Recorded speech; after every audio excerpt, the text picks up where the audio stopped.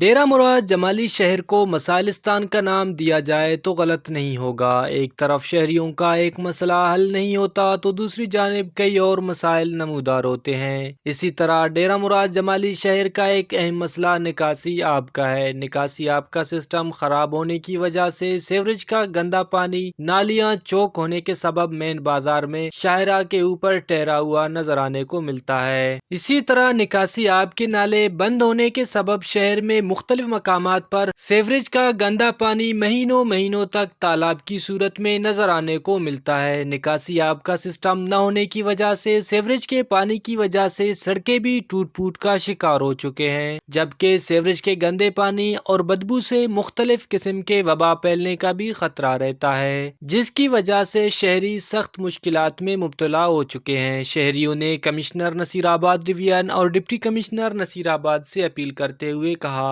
کہ شہر بھر میں نکاسی آب کے لیے بنائے گئے نالیوں کو نکاسی آب کے لیے جلد از جلد بحال کیا جائے، تاکہ نکاسی آب کا سسٹم نہ ہونے کی وجہ سے شہریوں کو پیش آنے والے مسائلوں سے محفوظ کیا جا سکے۔ کیمرہ مین معشوق رند کے ساتھ ریاض بلوچ، وش نیوز، نصیر آباد۔